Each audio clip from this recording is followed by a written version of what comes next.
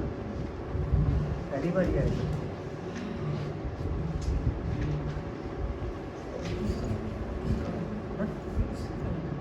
हाँ,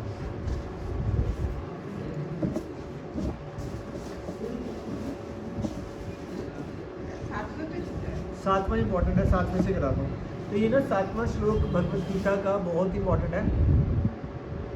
कार्पण्ये दोषो भत्स्वभावा पृच्छामि त्वं धर्म सम्पूर्ण चेता यश्रेष्यानिश्चितं ब्रूहि तन्मे शिष्यस्ते अहम शादि मां त्वं प्रपन्नाम। ये श्लोक क्यों बोला गया, देखो समझने वाली बात है।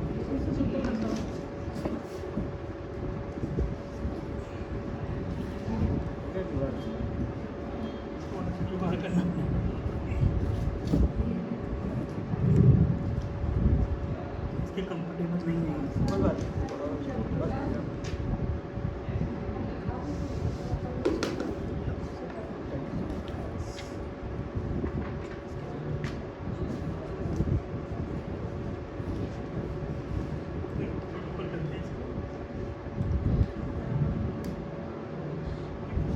हरे कृष्ण।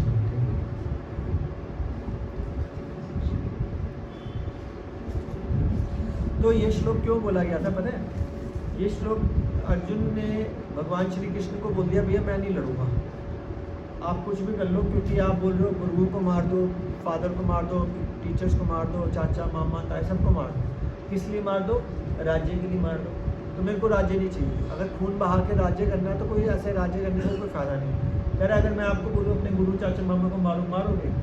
ऐसे तो नहीं होगा, और वो भी एक राज्य पाने के लिए, तो मैं नहीं मारूंगा। तो फिर 7वें श्लोक में भगवान को अर्जुन पता क्या बोलते हैं कि मेरी तो बुद्धि चकरा गई है, तो मैं अपना दिमाग नहीं लगा पा रहा, कृपया करके आप ही बताओ कि मेरे लिए श्रेष्ठकर क्या है, मेरे लिए द बेस्ट क्या है, क्योंकि अब मैं आपके प्रति शरणागत हो रहा हूँ और अब मैं आपको क्या मान रहा हूँ, अपना गुरु मान रहा हूँ। इससे पहले अर्जुन उनको गुरु नहीं मानते थे, वो क्या मानते थे?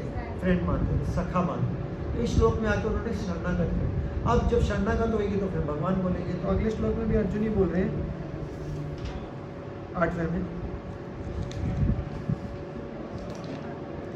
ऐसा मुझे कोई साधन नहीं दिखता जो मेरी इंद्रियों को सुखाने वाले इस शोक को दूर कर सके। स्वर्ग पर देवताओं के अधिपति की तरह इस धन धने संपन्न सारी पृथ्वी पर निष्कंटक राज्य प्राप्त करके भी मैं इस शोक को दूर नहीं कर सकूंगा। कह रहे इतना शोक होगा कि मेरे को दुनिया की सारी संपत्ति मिल जाए, राज्य मिल जाए, लेकिन मैं एक बात बताऊँ ना, जैसे मैंने 26वीं क्लास में बोला था कि भाई अब मैं आपको बोलूँ कि अपने पिताजी को थप्पड़ मारो और प्रॉपर्टी ले लो, तो लोग ऐसे नहीं लगे।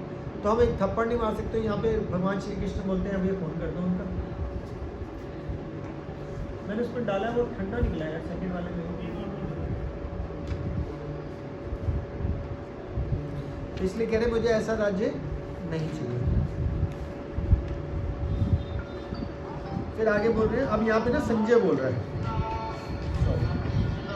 संजय कौन थे? धृतराष्ट्र के सेक्रेटरी। वो क्या बोलते हैं? संजय ने कहा इस प्रकार कहने के बाद शत्रुओं का दमन करने वाले अर्जुन से कृष्ण बोले, हे गोविंद मैं युद्ध नहीं करूंगा, और चुप हो गए, मतलब क्लोज कर दिया। हे भरतवंशी धृतराष्ट्र, संजय बोल रहे हैं, उन समय दोनों सेनाओं के मध्य शोक मग्न अर्जुन से कृष्ण ने मानो हंसते हुए ये शब्द कहे। क्या बोला? अब यहाँ पे भगवान बोल रहे हैं। अब यहाँ से बेसिकली फिलॉसफिकल शुरू हो जाता है। श्री भगवान ने कहा तुम पंडित पूर्ण वचन कहते हुए इसके लिए शोक कर रहे हो जो शोक करने योग्य नहीं है। जो विद्वान होते हैं वे ना तो जीवित के लिए ना मृत के लिए शोक करते हैं, क्योंकि बोलते हैं मृत्यु तो अटल है, कोई मरेगा तो पैदा होगा, कोई पैदा होगा तो मरेगा, तो इसके लिए शोक करने की जरूरत नहीं है।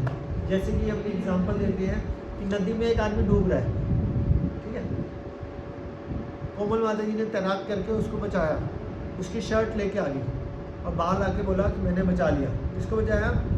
शर्ट को। तो सबने कहा यार शर्ट को बचाया, क्या फायदा? तो संसार में हमारी पूरी बॉडी जो है एक कपड़े के समान है, ये कपड़ा फट जाएगा तो नया शरीर मिल जाएगा। तो अगर कोई शर्ट को बचा ले तो कोई अक्लमंदी है? तो कह रहे क्या अक्लमंदी, क्या बेवकूफ़ी वाली बातें बोल रहे हो कि तुम मारोगे वो मर जाएंगे, ये है वो। कह रहे पहले मरे पड़े, तो मानने का कोई लॉजिक नहीं बनता। कह रहे इसके लिए बेकार में शोक करना बंद कर दो। ऐसा कभी नहीं हुआ कि मैं ना हूँ या तुम ना रहे हो, अथवा ये समस्त राजा ना रहे हो, और ना ऐसा हुआ कि भविष्य में हम लोग नहीं रहेंगे। हमेशा, क्योंकि हम सब लोग क्या है, जीव नहीं है, आत्मा है। जीव आत्मा बोलते हैं, आत्मा का कभी नाश नहीं हो सकता। तो एक श्लोक आता है, वहाँ पे लिखा होता है ना आत्मा को मारा जा सकता, ना जलाया जा सकता, ना नैनम छिदन्ति शस्त्राणि नैनम दहति पावका, ना जला सकते हैं ना सुखा सकते हैं आत्मा को। जब आत्मा को कुछ हो ही नहीं सकता तो फिर रोके, तो कह रहे हैं करोड़ों जन्म पहले भी तुम भी थे, मैं भी था और रहूँगा, और आप भी रहोगे, और ऐसा ही होगा। ऐसा कभी नहीं आया कि मैं ना रहूँ तुम ना रहे हो, अथवा समस्त राजा ना रहे हो। ऐसा ना हुआ कि भविष्य में हम सब लोग नहीं रहेंगे, तो हम सब लोग ही रहेंगे। जिस प्रकार शरीरधारी आत्मा इस वर्तमान शरीर में बाल्यावस्था से तरुण अवस्था में और फिर वृद्धावस्था में निरंतर अग्रसर होता रहता है। ये श्लोक भी बहुत इंपॉर्टेंट है। देहिनो अस्मिन् यथा देहि कौमारम योजनम जरा तथा देहांतर प्राप्ति धीरस्ते न मुह्यते। बहुत इंपॉर्टेंट श्लोक है।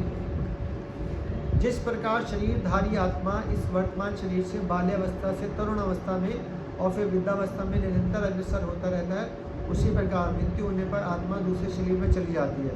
धीर व्यक्ति से परिवर्तन से मोह, वो कह रहे हैं हरे कृष्ण। तो क्या होता है, आप हमारी क्लास में इस वाली संडे वाली क्लास में, हाँ इसी में आते हैं, आपके साथ में एक और भी आती है, इधर आज इतनी जल्दी कैसे आ गए?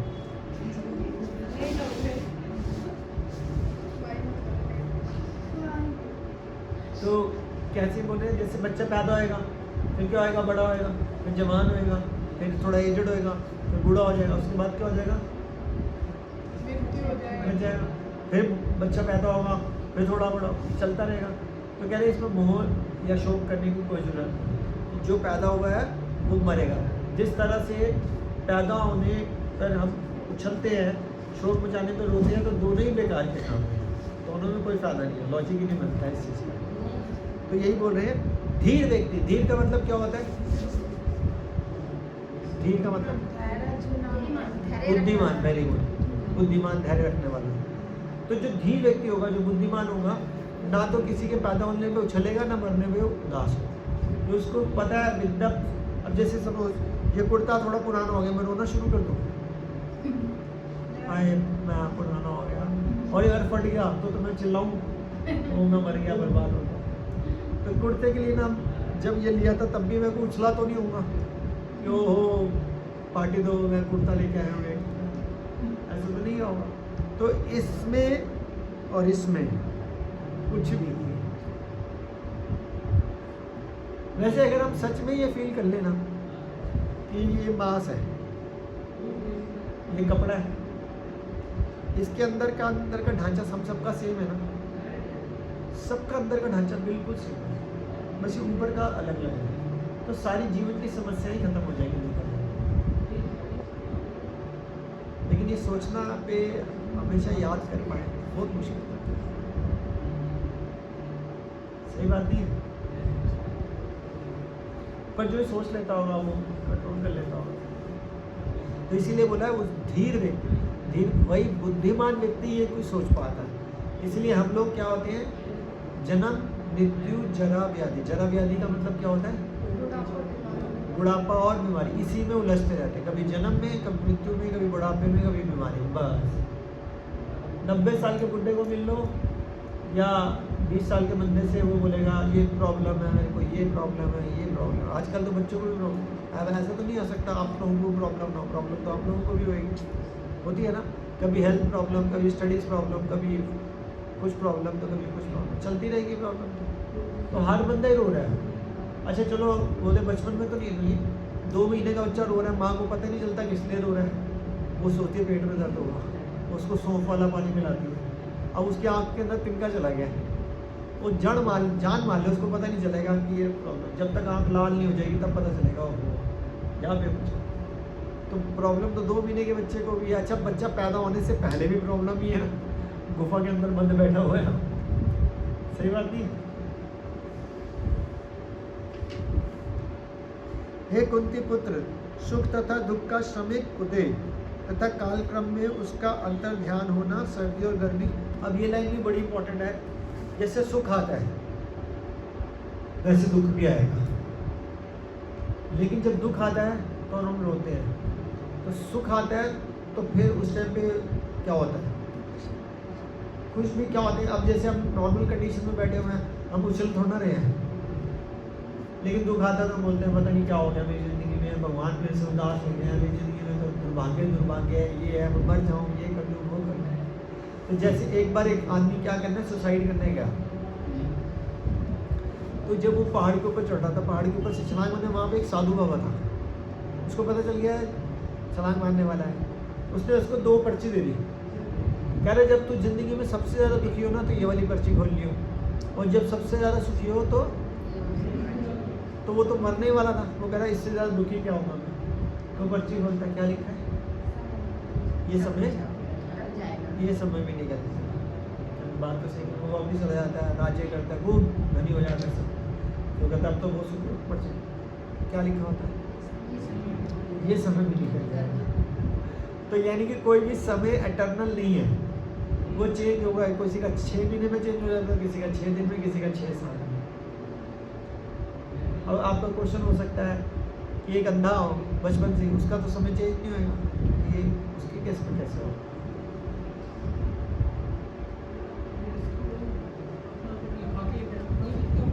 और उसका समय चेंज कैसे होगा, नहीं हो सकता। अगर अंधा है और जन्म जाता है, नहीं हो सकता। सपोज उसका समय कैसे ठीक होगा, पढ़ तो पाएगा नहीं, सुन पाएगा।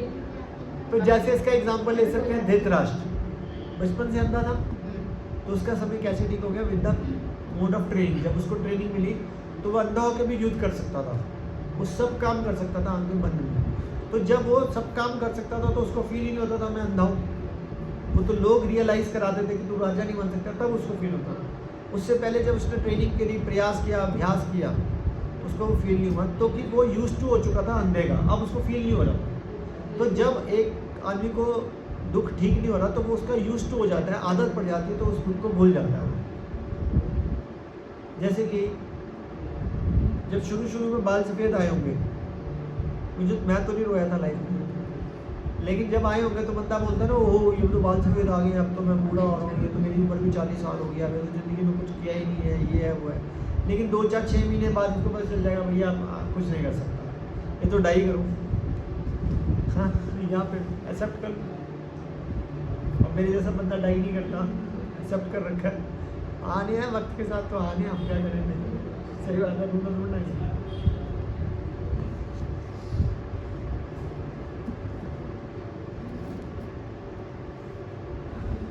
क्या बोल रहे हैं, जिस प्रकार शरीरधारी आत्मा उस वर्तमान शरीर से बाल्यावस्था से तरुण अवस्था और फिर वृद्धावस्था में निरंतर अग्रसर होता रहता है, उसी प्रकार मृत्यु पर आत्मा दूसरे शरीर पर चला जाता है। धीर व्यक्ति ऐसे परिवर्तन से मुँह नहीं लेता।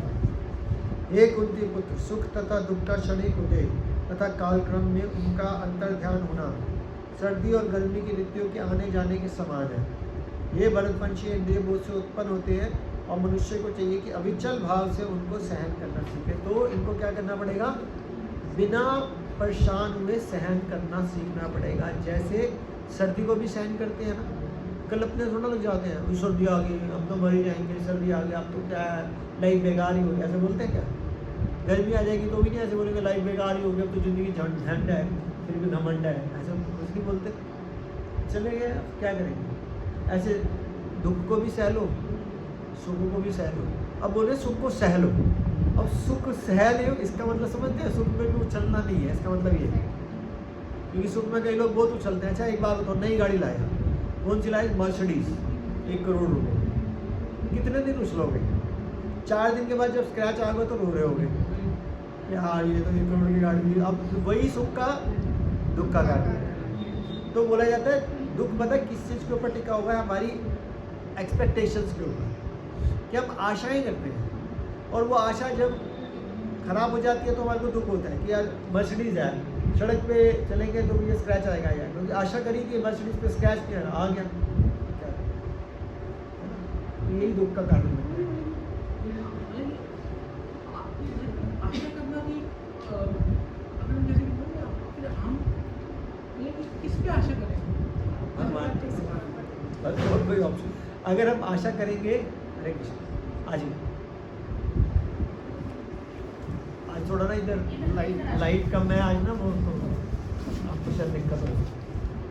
मैं सेंटर अगली क्लास में ना सामने वाले गली में शिफ्ट कर रहे हैं इसमें, तो आज लास्ट इधर ही है, मंदिर यही रहेगा, पीछे क्लासेस सारी उधर से। तो बोला जाता है कि अगर भगवान को छोड़कर अगर किसी पे भी आशा करेंगे वहाँ से धोखा मिलेगा ही मिलेगा, 100% मिलेगा। क्यों मिलेगा? इसका मतलब ये नहीं जानबूझ के धोखा देगा। जैसे सपोज आपने शादी करी, अब आप बीमार हो गए, आप पति से एक्सपेक्ट कर रहे हो कि वो मेरी सेवा करेगा, और पति बूढ़ा हो गया तो क्या मेरे में जान ही नहीं है, मैं कैसे सेवा करूँ? तो नहीं कर पाएगा। तो फिर वो पति या पत्नी किसके ऊपर आश्रित रहेंगे? भगवान के ऊपर, क्योंकि कोई कुछ नहीं कर सकता, कुछ भी कर, लेकिन भगवान कुछ भी कर सकते हैं। तो बोलो क्या भगवान बुढ़ापे को रोक सकते? नहीं। तो फिर भगवान कुछ भी कैसे कर सकते हैं? यस, भगवान उसको समझने की और सहने की शक्ति दे रहे हैं। अगर जिंदगी में कोई भी दुख आ रहा है तो भगवान वो दुख क्यों देते हैं? आपको कोई बताएगा भगवान वो दुख क्यों देते हैं?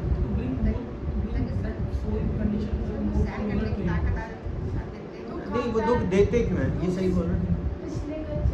हाँ, ये भी बिल्कुल सही है। जो हमने पिछले जन्मों में किया है उसका प्रारब्ध बन के, उसका रिजल्ट बन के वो दुख आता है। इसका मतलब क्या हुआ? अगर पिछले जन्म में आपने कोई पाप किया था तो इस जन्म में सजा मिल रही है उसकी। तो अगर सपोज आपको सजा मिली तो किसकी वजह से मिली? किसकी वजह से? आपकी वजह से या किसी और की वजह से? नहीं, आपने किया था ना वो, तो किसकी वजह से? आपकी अपनी गलती से मिली ना। तो फिर हमारे को रोना ही नहीं चाहिए कभी भी कि मेरी जिंदगी में कुछ भी हो रहा है वो मेरी पुरानी गलतियों की वजह से हो रहा है। दर्द तो होता है ना, हाँ, दर्द तो होता है। तो धीर व्यक्ति उससे मोहित नहीं होता। तभी जैसे बोला जाता है, मैंने एक लेक्चर में सुन रहा था, उसमें क्लियर कट बोला था कि अगर आपकी पत्नी या अगर आपका पति सही नहीं निकला, मारता है या पत्नी तंग करती है, तो आपने पिछले जन्म में बिल्कुल यही किया होगा अपनी पत्नी या पति जो भी थे, तो वो रिवर्स हुआ और इस जन्म में यही था। इसीलिए बोला जाता है पिछले जन्म में जो आज माता जी से हैं, पिछले जन्म में प्रभु जी से, जो आज प्रभु जी से हैं वो माता जी से। ये उल्टा होता है, एक्सेप्शंस की बात नहीं होती। हाँ, इसका मतलब होता है जैसे कि हम आदमी या औरत पता कैसे बनते हैं? साइंस को नहीं जाना, स्पिरिचुअलिटी नहीं जाना, कि जिसने आखिरी टाइम पे जिसका चिंतन किया होगा ना, या कोई जिंदगी जिसका ज़्यादा चिंतन किया होगा। जैसे आज की डेट में कॉमन यूनिवर्सल ट्रूथ है कि आदमी लोग औरतों के बारे में सोचते हैं और औरतें लोग आदमियों को आकर्षित करने के लिए सोचती हैं, तो उनका जन्म अगले जन्म में आदमी बनता है, क्योंकि उसका चिंतन किया जाता है। तो जिसका चिंतन करेंगे उसका शरीर मिल जाता है। लेकिन एक आदमी 24 घंटे मांस खाता है तो उसको भेड़िए का या शेर का शरीर मिलता है, या इस तरह का शरीर मिलता है जो मांस खाता है। एक आदमी किसी और चीज़ का चिंतन करता तो उस तरह का शरीर। तो इसलिए चिंतन करते वक्त बड़े ध्यान से सोचना पड़ेगा कि मेरा अगला जन्म तैयार हो रहा है तो मेरे को क्या, जैसे हम एक फॉर्मूला देते हैं, ईगो मैंने कई बार बताया ना, गार्बेज इन, गार्बेज का मतलब क्या होता है? कूड़ा। कूड़ा। You are in which class? Second class में मतलब होता है गार्बेज इन, गार्बेज आउट का मतलब बताओ। गार्बेज इन फिर गार्बेज आउट।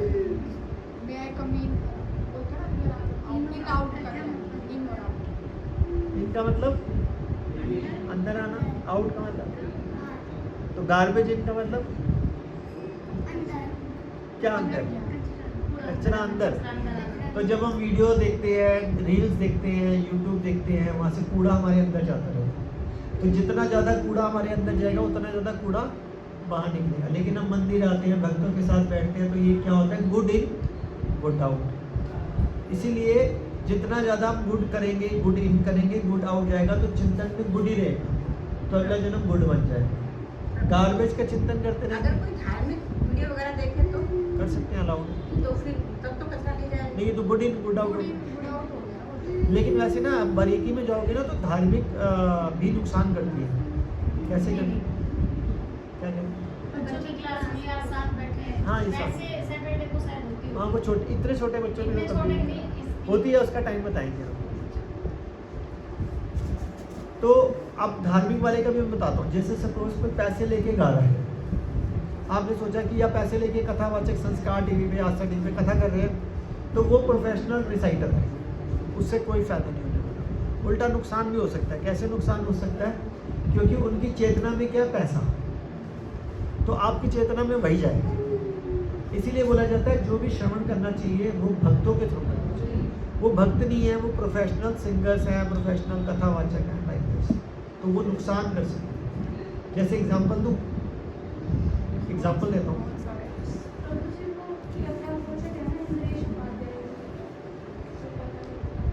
पता नहीं नाम। इंद्रेश जी महाराज ब्रजवासी जो फेमस है, हाँ, तो वो अच्छे होंगे ना। वो इतनी अच्छी ठाकुर जी की सुनाते हैं ना, मतलब कि सुनते ही रहो, सुनते ही रहो, सुनते ही हाँ, रहो। तो अच्छी बात है। मतलब मन पर वो ना पैसे होता के है। लिए नहीं करते होंगे ना। मैं ये जो बोल रहा हूँ, जो पैसे के लिए करते हैं, जिनका मोटिव है सिर्फ पैसा कमाना। पैसा कमाना। अब जैसे कि एग्जांपल लेता हूँ, जैसे अनूप जलोटा, वो भगवान श्री कृष्ण के बहुत सुंदर भजन गाता था, लेकिन उसने बहुत सारी शादियाँ करी। मैंने यहाँ तक भी सुना शराब भी खूब पीता था। तो अब उसके भजन सुन के आप सोचो मेरे को कृष्ण की याद आ रही है, तो चेतना उसकी दूषित है। तो वो हमारे अंदर भी दूषित चेतना ही है।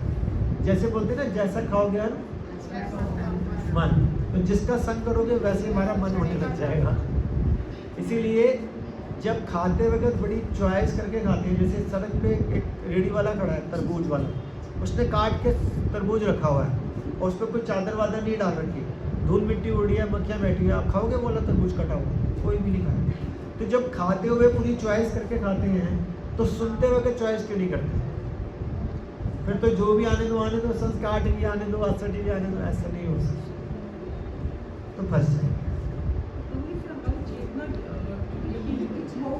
अबाउट लाइफ अपनी बची हुई है। Yes. ये चेतना क्या होनी चाहिए कि मुझे कृष्ण का दास बनना है। देखो, अब ये देखो, गृहस्थ आश्रम में रहकर ये तो नहीं हम सोच सकते कि मैं 24 घंटे हम भक्ति करें।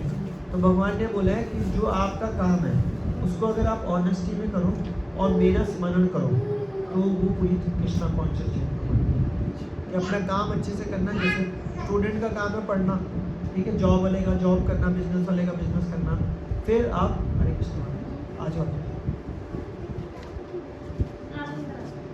चेयर आपके लिए रखेंगे। आप बढ़िया।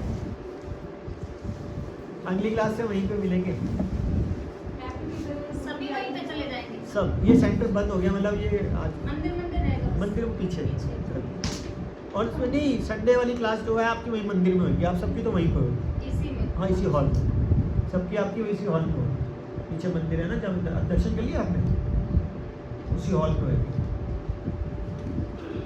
तो सारा खेल क्या चेतना में। जैसे आपका नाम क्या माता जी? इसका नाम क्या है? इसका जय। तो जय और लक्ष्य में आपका ध्यान रहता है कि नहीं रहता हर वक्त? अगर ये जब स्कूल भी जाएगा और सपोज इसका स्कूल पेट दर्द हो रहा होगा, जब तक ये स्कूल से आएगा नहीं तो ध्यान क्या जाएगा? लक्ष्य में जाएगा। ये तो वैसे ही छोटा है तो ध्यान वहाँ पे जाएगा। तो हमारी चेतना क्या जाती है? जिससे हम प्यार करते हैं, है ना। तो जिस दिन हम भगवान से प्यार करेंगे तो हमारी चेतना वहाँ भी जाएगी कि भगवान को कौन सी ड्रेस पहनानी है, भगवान को कब खिलाना है, भगवान को कल तरबूज खिलाया था, आज दोबारा तरबूज खिला दो, रोज तरबूज ही खिलाते हो, आज चीकू खिलाते हो। तो चेतना का खेल है। जैसी चेतना होगी वैसे हमारा शरीर, अगला जन्म वैसे। अरे बात समझ। लक्ष्य प्रभु सुनो, आपसे पूछूंगा, ठीक है?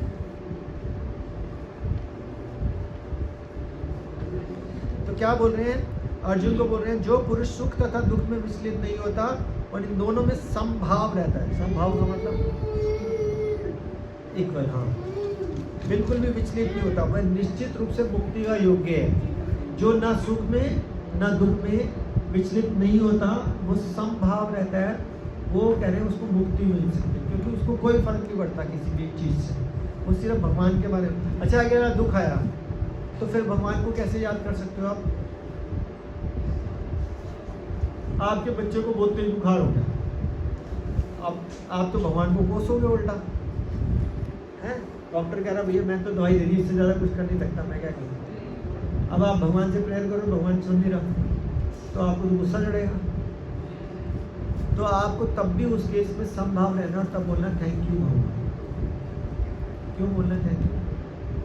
इतना बड़ा दुख आया तो थैंक यू बोलोगे, क्योंकि भैया एक डायलॉग आपने बचपन से सुना होगा, भगवान की मर्जी के बगैर एक तो पत्ता भी नहीं हिल सकता। तो मेरे बेटे को दुख आया तो कुछ भगवान ने सोच के भेजा होगा ना।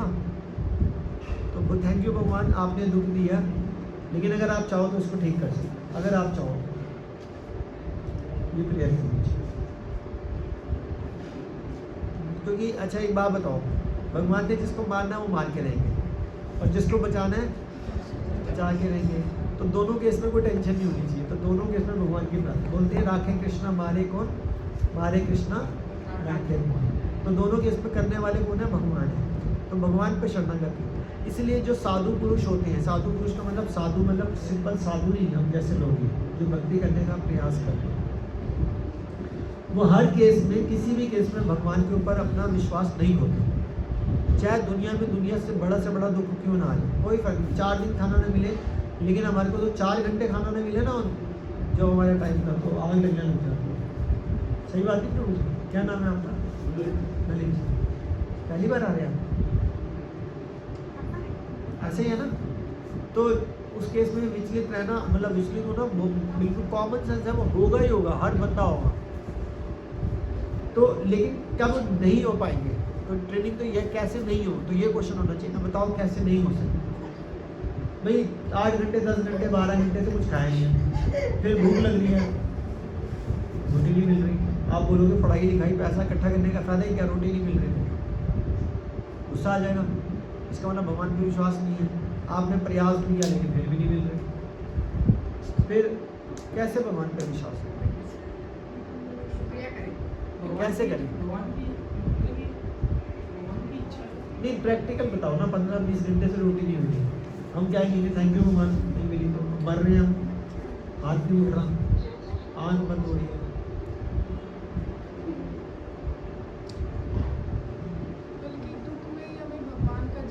वो 20 घंटे के बाद रोटी याद आएगी या भगवान नहीं याद आएगी, आप समझो इस बात। सही बात नहीं है? भगवान पूरे पेट में याद आएंगे, हाँ? पेट में याद नहीं आएंगे। हमारे हाथ में तो कुछ नहीं है, लेकिन एक बात ना, बॉडी तो साथ दे ही नहीं रही ना, तो भगवान का थैंक यू कैसे बोल पाए? तो इसका आंसर सुनो।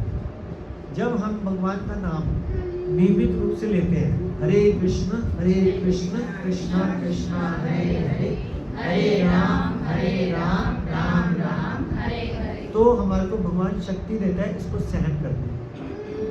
तो जैसे आपने कहावत सुनी होगी, दुख में सिमरन सब करे, सुख में करे ना आगे। तो दुख तो होगा, लेकिन उस दुख को सहने की शक्ति मिलेगी। तो इसलिए कॉन्टिन्यूसली एवरी डे आपको भगवान के नाम का चैंटिंग करना चाहिए। अच्छा आप बताओ, क्या नाम क्या बताया था? शानू। शानू माता जी बताओ कि लक्ष्य दक्ष कितने साल का हो गया? और ये 1 ईयर। आप चाहते हो या आप चाहते हो कि आपके बच्चे बड़े होकर बड़े अच्छे बने? कैसे बनेंगे? सिर्फ पढ़ाने लिखाने से अच्छे बन जाएंगे? और उससे अच्छे बन जाएंगे? अच्छा गुड मैनर्स दे दिया, एक्टिविटीज़ करा दिया, लेकिन भगवान का यार तो ये क्यों बोला आपने? तो बोला जाता है प्रहलाद महाराज, ध्रुव महाराज 5 साल की उम्र से भगवान का स्मरण कर रहे थे। तो जब हम 5 साल की उम्र से, आप 1 साल लेट हो गए हो, 5 साल की उम्र से अगर भगवान के नामों का उच्चारण करते जा रहे हैं, तो भगवान हमारी ज़िंदगी में कुछ भी दुख दे, हमारे को कुछ दुख लगेगा ही नहीं। बस करना क्या है? हरे कृष्ण कृष्णा कृष्णा हरे हरे, हरे राम राम राम हरे हरे कृष्णा कृष्णा कृष्णा हरे हरे। हरे राम राम राम हरे हरे, हरे कृष्णा कृष्णा कृष्णा कृष्णा हरे हरे, हरे राम राम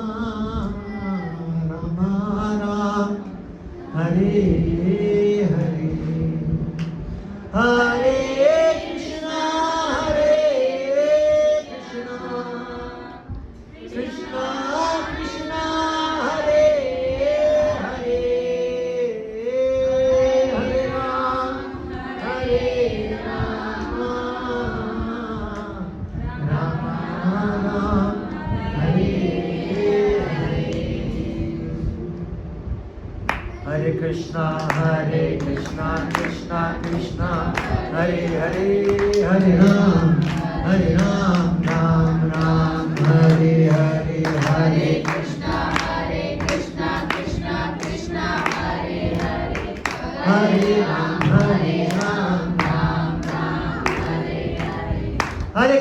हरे कृष्णा कृष्णा कृष्णा हरे हरे, हरे राम राम राम हरे हरे, हरे कृष्णा कृष्णा कृष्णा हरे हरे, हरे राम राम राम हरे हरे, हरे कृष्णा कृष्णा कृष्णा हरे हरे, हरे राम राम राम हरे हरे, हरे कृष्णा कृष्णा हरे हरे, हरे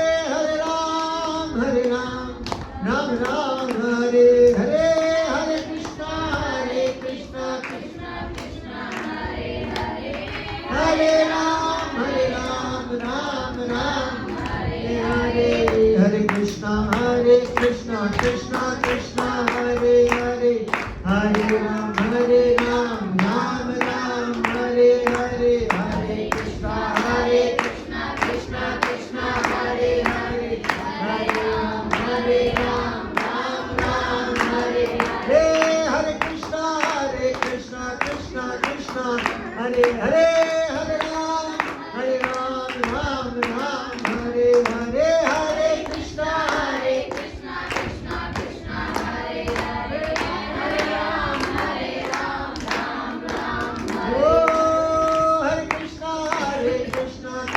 कृष्णा हरे हरे, हरे राम राम हरे हरे, हरे कृष्णा कृष्णा हरे हरे, हरे राम राम हरे हरे, हरे कृष्ण कृष्ण हरे हरे, हरे राम राम हरे हरे, हरे कृष्ण कृष्ण हरे हरे, हरे राम राम हरे हरे। तो इसमें आनंद आता है ना, तो बस यही आनंद हमेशा था। जैसे एक बार प्रभुपाद जी से बोला, जो प्रभुपाद जी ने इस्कॉन बनाया, कि प्रभुपाद जी आपको हरे कृष्णा बोलना अच्छा लगता है, हमारे को नहीं लगता, हम क्या बोले? कह रहे आप दुनिया की कोई भी चीज़ बोल लो जो लंबे समय तक बोल पाओ, रोज बोल पाओ, कितने भी घंटे। कह रहा मेरे को पेप्सी बड़ी अच्छी लगती है। तो प्रभुपाद जी ने बोला ठीक है पेप्सी बोल लो। अब जरा आप खुद 2 मिनट तक पेप्सी बोल के कीर्तन करो, देखना खुद लगेगा कि मैं पागल हो गया हूँ। घर पे करके देख लेना, यहाँ शर्म आए, पेप्सी तो मतलब ये पागल हूँ क्या? तीसरे मिनट नहीं, ऐसे 2 मिनट भी नहीं बोल पाओगे।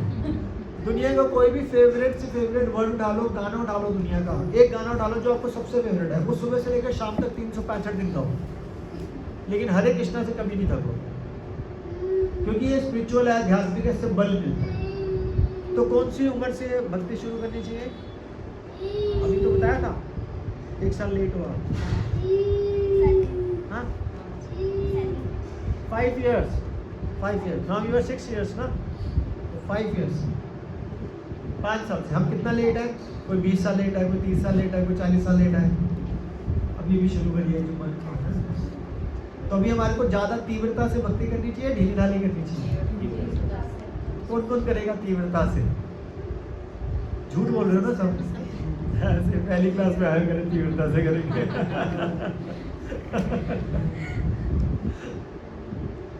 ये क्वेश्चन है, जैसे चैंटिंग जब करते हैं तो ना ऐसा लगता है कि मटेरियलिज्म और स्पिरिचुअलिटी ना साथ साथ बैलेंस करना मुश्किल है। चलो मैं एक एग्जांपल देता हूँ, याद हो जाएगा, समझो।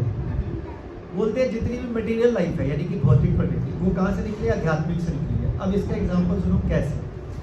जैसे जब अग्नि जलाते हैं तो अग्नि से क्या निकलता है? धुआं। धुआं अग्नि करेगा तो धुआं निकलेगा ना। धुएं से हमारी आंखें खराब होती हैं, आंखों को अच्छा लगता है?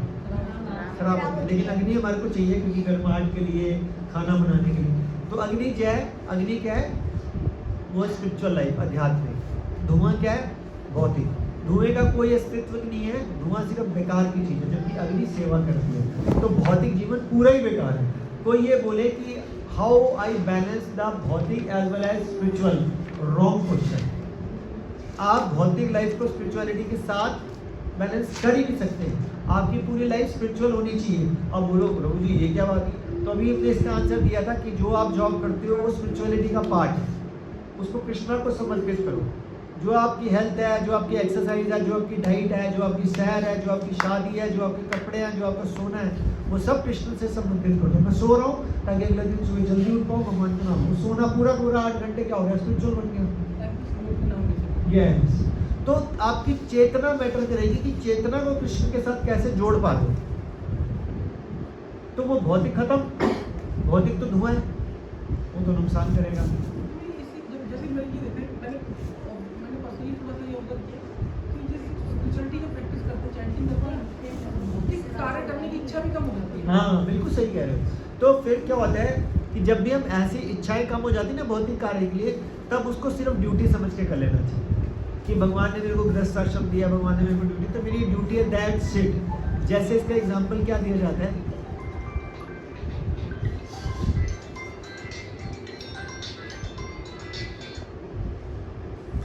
इसका एग्जाम्पल दिया जाता है कि जैसे एक प्रोस्टिट्यूट है, नहीं सॉरी प्रोस्टिट्यूट नहीं मैं कहना, जैसे एक सपोज पति या पत्नी कोई भी हो सकता है, ठीक है।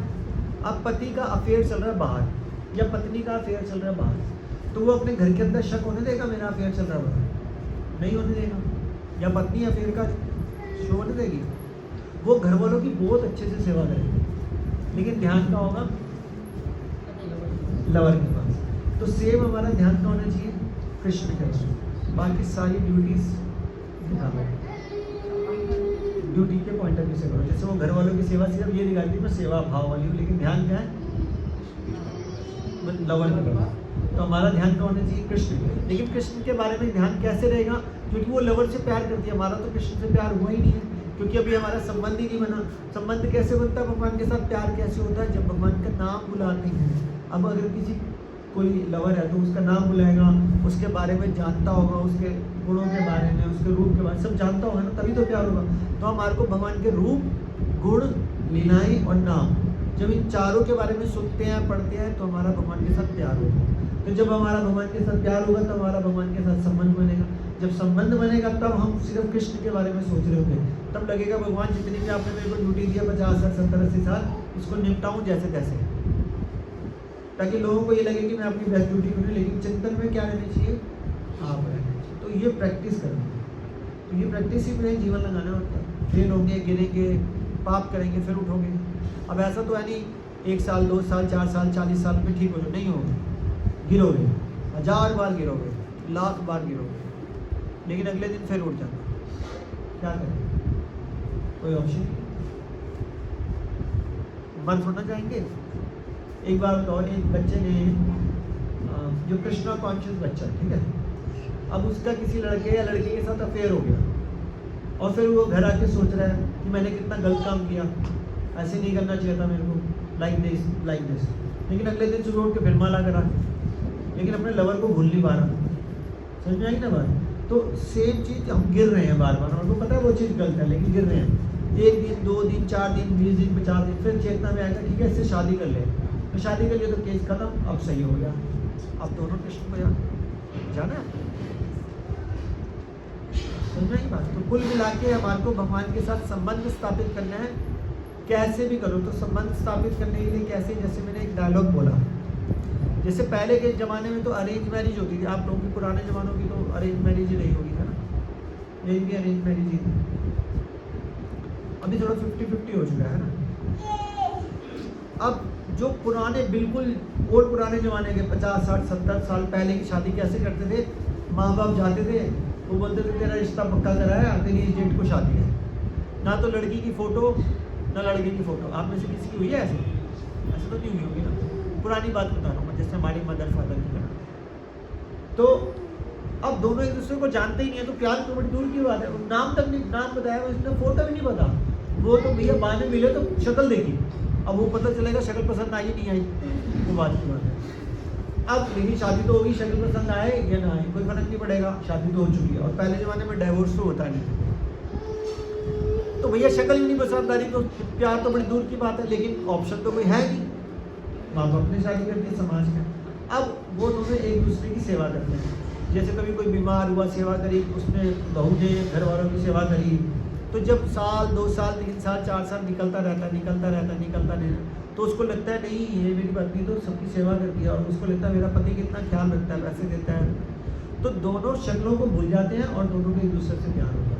तो एक फिल्म आई थी, प्यार किया नहीं जाता, कैसे हो जाता है? टाइम स्पेंड किया, सर्विस करी। तो जब हम भगवान के लिए टाइम स्पेंड करेंगे, जब भगवान की सेवा करेंगे, तो भगवान से प्यार हो जाएगा। तो वो हमारे पास टाइम है नहीं।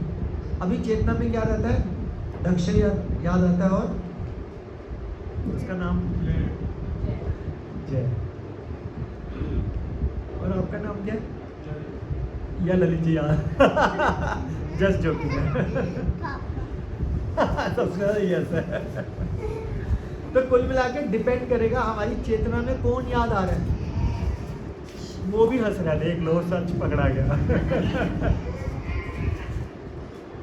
इसकी पूरी उम्र हमें प्रैक्टिस करनी है। यस, इसके हमारे को पूरे जीवन प्रैक्टिस करनी, जितनी ज़्यादा प्रैक्टिस करेंगे। अब जैसे छोटे छोटे बच्चे हैं, है ना, कितनी उम्र है? 14-15 साल में हो, 16 साल 12, आपकी 19, आपकी 12 से लेकर 15-20 साल तक के बच्चे। अब ये देखो, अभी से क्लास में बैठ रहे हैं, अभी से माला कर रहे हैं। कितनी माला करते हैं? 10, 16, आज भी कल कितनी करी? 16 माला का मतलब समझते हो? 2 घंटे भगवान का नाम लिया, 12-14 साल की उम्र, 2 घंटे हरे कृष्ण, कितनी बड़ी बात है। इस एज में तो हम खेल कूद रहे हैं, बहुत बड़ी बात है, बहुत बड़ी बात, मतलब बहुत ही बड़ी बात है, छोटी मोटी बात ही नहीं है। कोई एक बार कृष्ण का नाम ले लेना तो बोलते हैं बिक जाना चाहिए उसके लिए। 16 माला करते हैं। ये हमारे टाइम में था, इस सेमिनार रिस्पॉन्स करने पर 4 बजे से हमें हाँ, यस, इसके लिए कौन जिम्मेवार है? यस, क्योंकि पिछले जन्म में हमने ऐसे प्रारंभ किया था कि हमारे को भक्ति बाद में मिली, लेकिन तब भी अगर मिली हो, हाँ, लेकिन अगर बाद में भी मिली हो, अगर उसको पूरे तीव्रता से करा जाए, जो आपने अभी एक गड़बड़ी कर दी है, तो वो तीव्रता वाली बात नहीं थी, तो तीव्रता से किया जाए तो सारे पाप धुल जाते। क्या बोल रहे हो?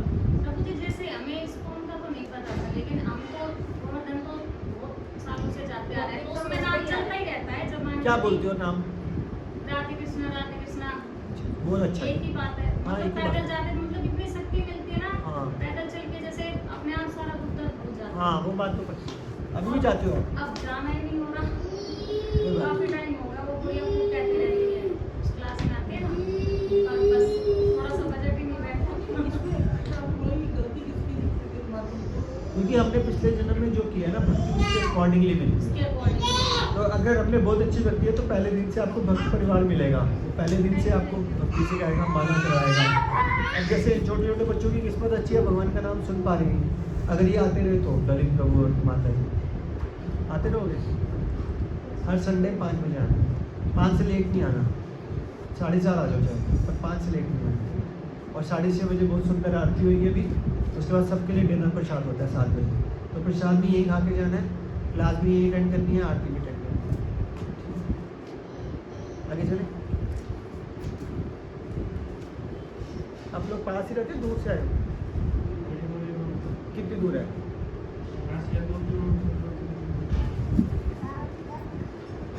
पास ही है ना, मैं 100 किलोमीटर दूर से आता हूँ, तो आ जाए।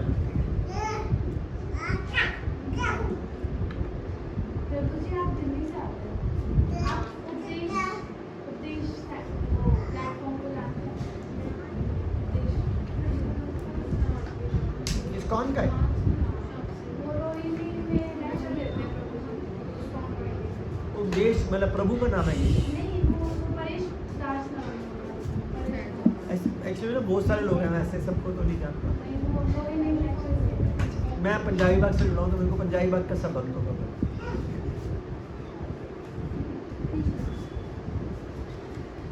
अब नेक्स्ट श्लोक। तत्वदर्शियों ने यह निष्कर्ष निकाला कि भौतिक शरीर का तक कोई चिरस्थित्व नहीं है, किंतु सत अपरिवर्तित रहता है। उन्होंने इन दोनों की प्रकृति के अध्ययन द्वारा यह निष्कर्ष निकाला। तो कुल मिला के इसमें पता क्या बताया जाता है? शॉर्टकट में वही, धुआं और अग्नि। मटेरियल अस्तित्व का कोई भी अस्तित्व ही नहीं है। कैसे? फॉर एग्जाम्पल, आपने डॉक्टरी करी है ना, MBBS कितने साल की थी? और MD कितने साल की थी? 3 साल। आपने 5.5 साल में 5.25 साल पूरे कर दिए और लास्ट के 2 पेपर नहीं दिए एक पेपर, तो आपको MBBS की डिग्री मिलेगी? नहीं मिलेगी। तो 5.25 साल जीरो, डिग्री तो नहीं मिली, जीरो माना जाएगा क्योंकि आप MBBS नहीं है। ठीक है ना? सेम यही चीज़ मटेरियल लाइफ में होता है। जब हम अपनी 50, 60, 70, 80 साल की ज़िंदगी जीते हैं, जब मर जाते हैं तो हम जीरो हो जाते हैं। अगला जीना हमारे को नर्सरी में जाना पड़ता है और A फॉर एप्पल सीखना पड़ता है। लेकिन अगर किसी ने अध्यात्म में जितना भी प्रोग्रेस की 10%, 20%, 30%, तो जो अगला जन्म होगा वो 30% के साथ होगा, तो वो बड़ी जल्दी भगवत धाम जा सकता है। इसीलिए जो मटेरियल लाइफ का कोई अस्तित्व नहीं है, उसका अस्तित्व कितने साल के लिए, जितने साल तक आप जिंदा हो, वो भी बहुत ज़्यादा बता रहा हूँ। हो सकता है उससे पहले मर जाओ, 60 साल से पहले मर जाओ, पागल हो जाओ, डिप्रेशन में आ जाओ, कुछ भी हो सकता है, एक्सीडेंट हो जाए, कुछ भी हो सकता है, भूल जाओ, फैमिली लॉस हो जाए। सही बात है ना? तो उसका अस्तित्व कुछ भी नहीं है। वो तभी प्रभुपाद जी पता क्या बोलते थे? Do the needful. Do the needful का मतलब क्या होता है? ये तो बदमाश है। आप पे क्या हो रहा है?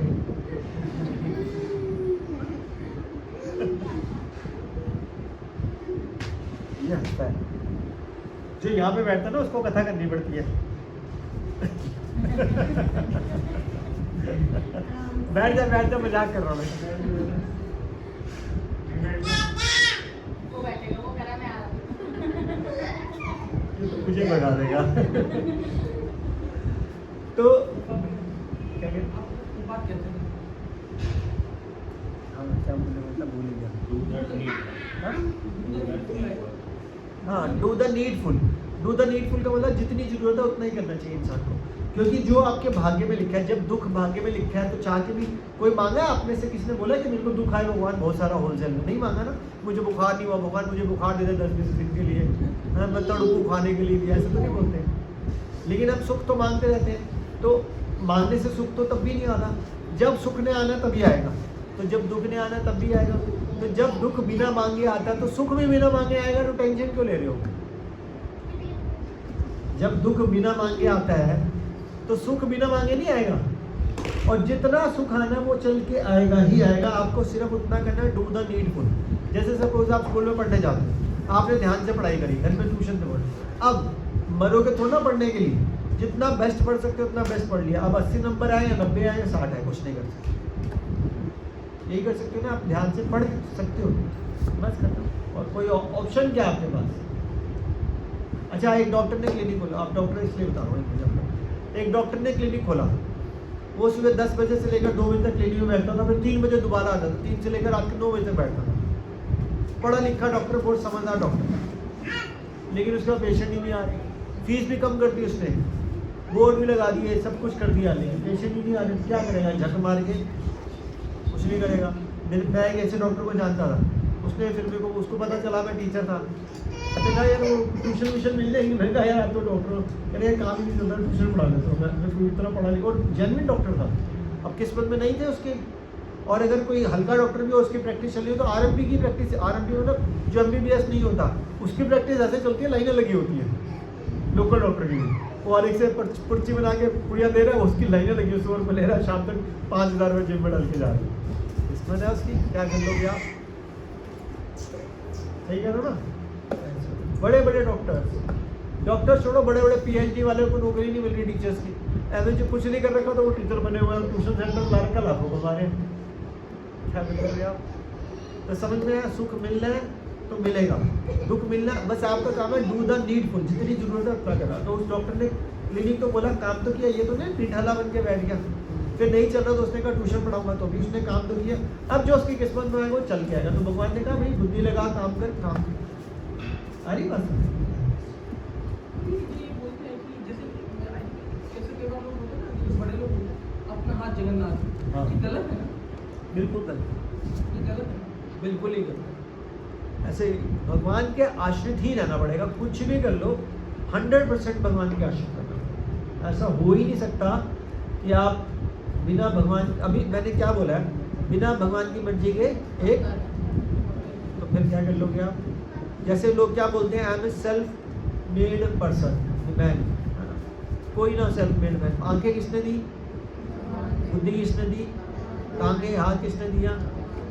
कई बच्चे ऐसे देखे होंगे जिस बचपन से अंधे थे, हाथ पाँव नहीं चल रहे थे, तो फिर अगर आपको भगवान बुद्धि ना देता तो कोई विकलांग भी होता है बचपन से, कोई कुछ हो जाता है, यस, और अपना हाथ जगन्नाथ तो बोल देते हैं, लेकिन अगर वो हाथ ही ना देते तो कहाँ से हाँ कर लेते? सही बात।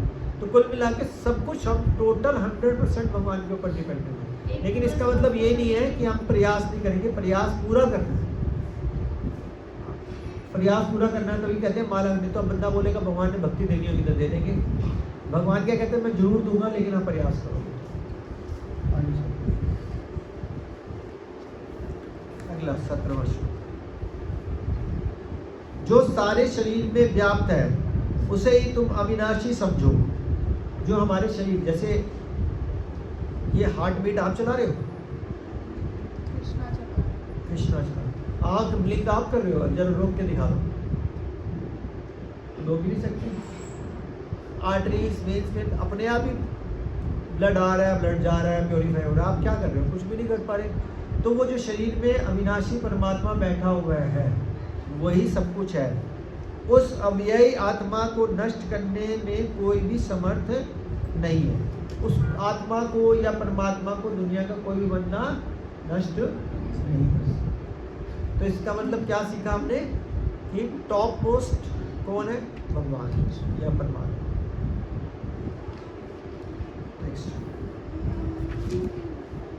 अविनाशी, अप्रमेय और शाश्वत जीव के भौतिक शरीर का अंत अवश्य भावी है, अतः भरतवंशी युद्ध करो। वो क्या बोल रहे हैं? अविनाशी, अपरमेय और शाश्वत जीव का भौतिक शरीर का अंत, मतलब जो अंत तो होगा ही होगा। इंग्लिश में क्या लिखा हो?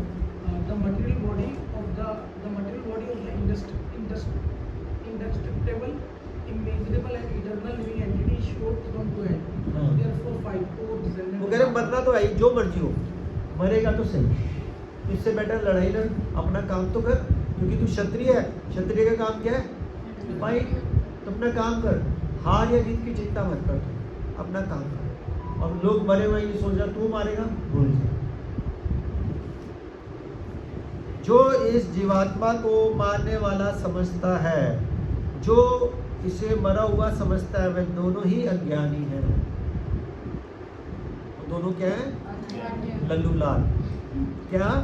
जो सोचता है कि मैं इस जीवात्मा को मारने वाला समझता है, और जो इसे, तभी बोलते हैं राखे कृष्णा मारे कौन? मारे कृष्णा।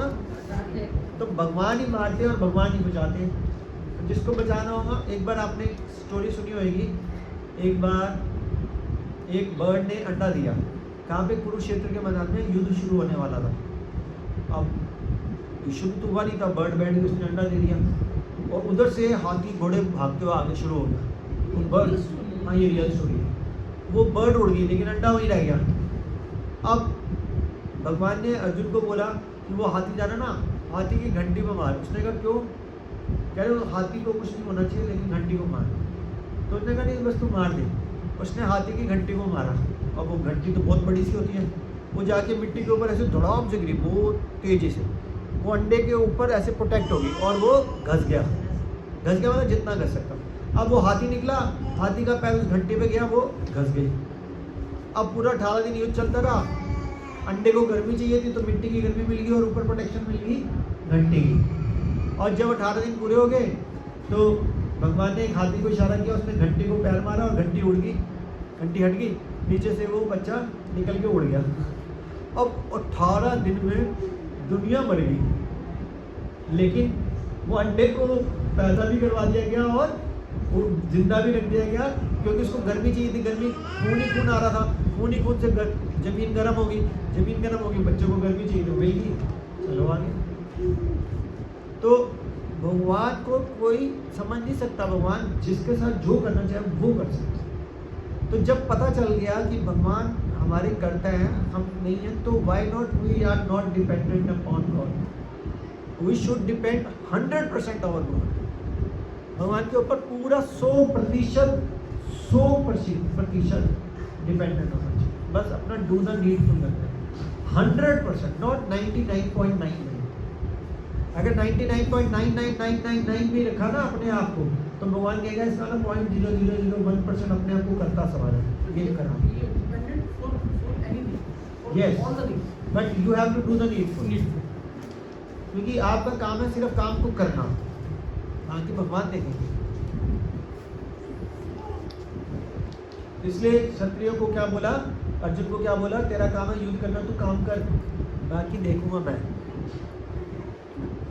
जो इस जीवात्मा को मारने वाला समझता है, जो इसे मरा हुआ समझता है, वे दोनों ही अज्ञानी है, क्योंकि आत्मा ना तो मारता है ना मारा जाता है। आत्मा के लिए किसी भी काल में ना तो जन्म है ना मृत्यु, ना तो कभी जन्म है ना जन्म लेता है, ना जन्म लेगा। यह अजन्मा, नित्य, शाश्वत व पुरातन है।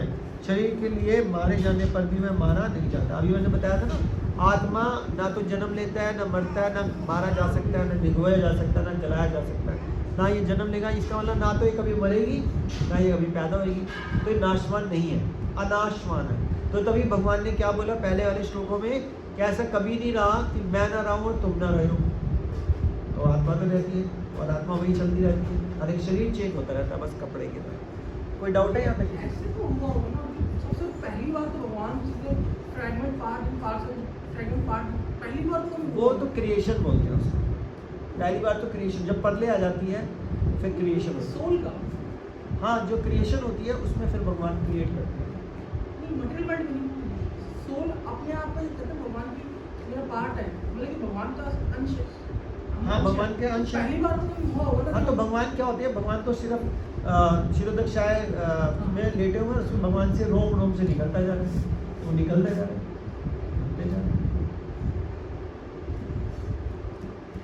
सही बात है।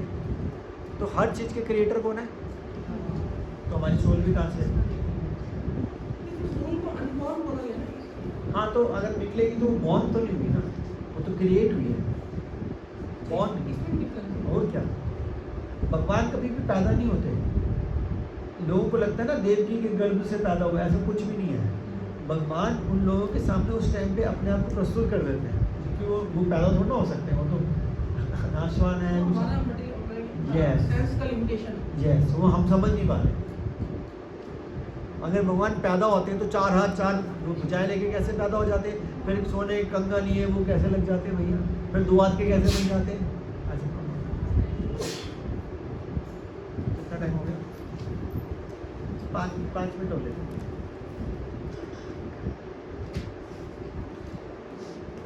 नेक्स्ट 22।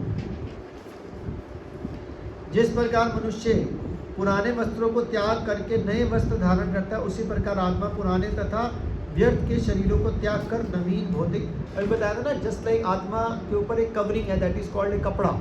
वो कपड़ा चेंज होता है मरने के बाद, कभी वो लड़का का शरीर मिलता है, कभी लड़की का शरीर मिल जाता है, कभी काला, कभी गोरा, कभी अमेरिकन, कभी इंडियन। जैसी हमारी चेतना होगी वैसा शरीर मिलने लग जाएगा।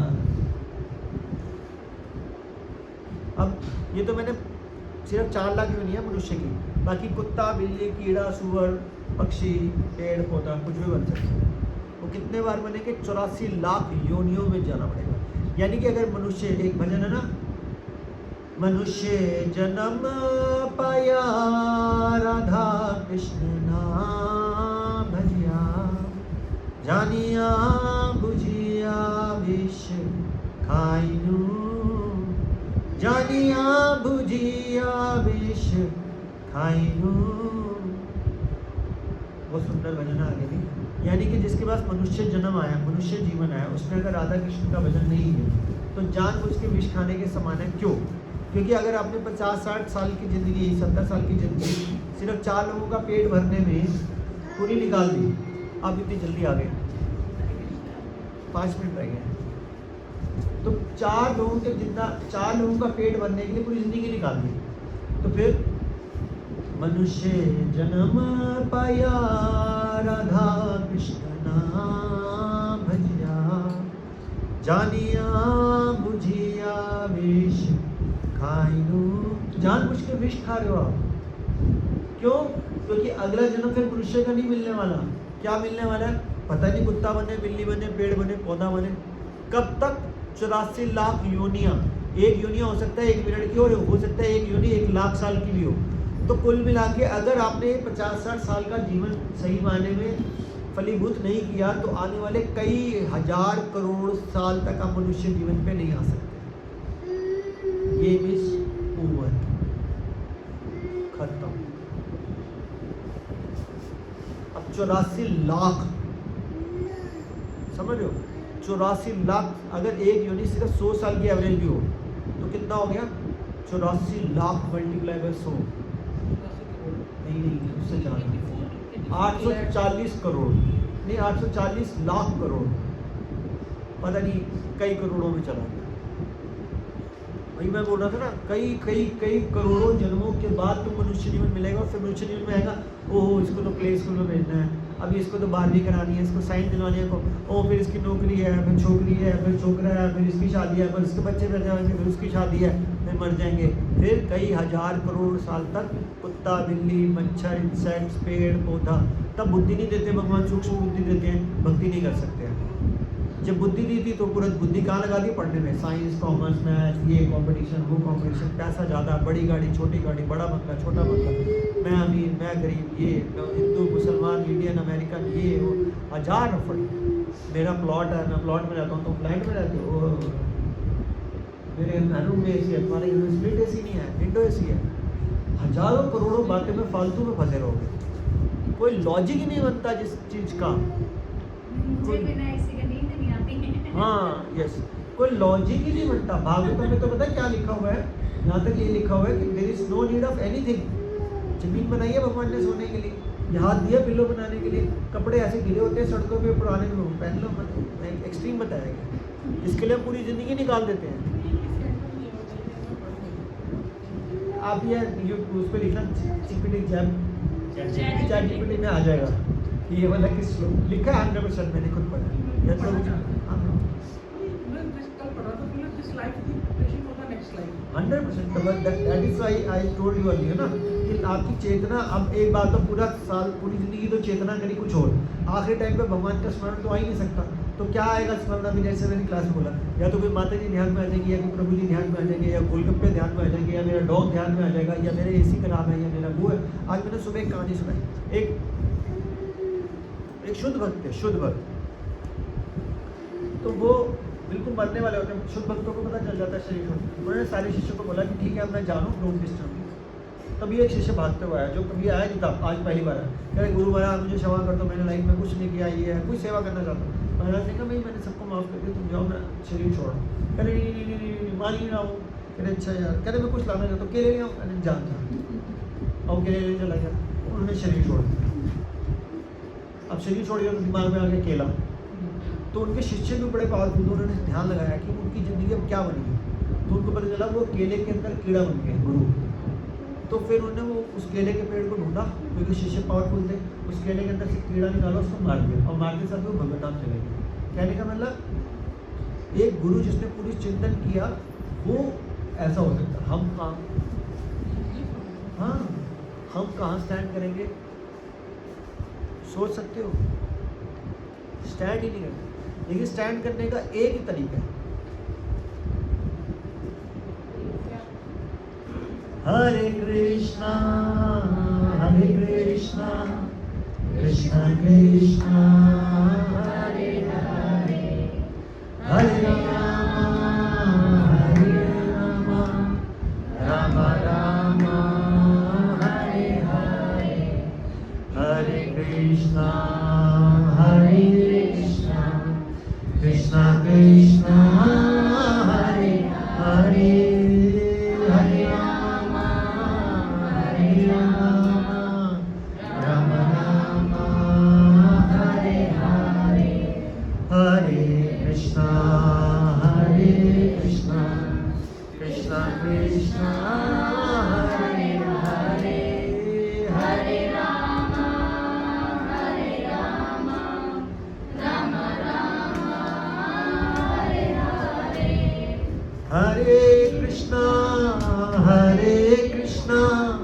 कृष्णा कृष्णा हरे हरे, हरे राम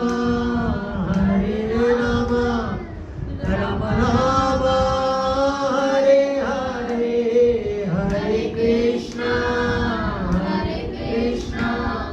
कृष्णा कृष्णा हरे हरे, हरे राम राम राम हरे हरे, हरे कृष्णा कृष्णा कृष्णा हरे हरे, हरे राम राम राम हरे हरे, हरे कृष्णा कृष्णा कृष्णा हरे हरे, हरे राम हरे हरे, हरे कृष्णा कृष्णा कृष्णा हरे हरे, हरे राम राम राम हरे हरे, बोलो हरे कृष्णा कृष्णा कृष्णा हरे हरे, हरे राम राम राम हरे हरे। हरिनाम संकीर्तन की जगत गुरु श्री समझ में आ गया? वो निचोड़ो या स्टार्टिंग पार्ट हो या मीडियम में, हर 3 जगह कीर्तन किया। स्टार्टिंग में भी किया, बीच में भी किया, एंड में भी किया, बीच में और भी किया। इससे ऊपर कोई उपाय नहीं है। That's it। आप बड़े से बड़े पापी हो, आप दुराचारी हो, अत्याचारी हो, निराचारी हो, कोई भी चारी हो, जब डाकू वाल्मीकि बन सकते हैं तो भैया हम तो डाकू भी नहीं सकते, है ना? वहाँ पे सीता जी रह सकती हैं, वहाँ लव कुश हो सकते हैं, वो डाकू। तो हम वो डाकू से वो वाल्मीकि कैसे बने? क्योंकि हमने सही गुरु का संरक्षण लिया, नारद मुनि। तो सबसे पहले जब हम भगवान का नाम लेते हैं तो हमारे को सही गुरु का निरीक्षण लेना। ठीक है, आपका क्या डाउट है? शुरुआत से ऐड का किया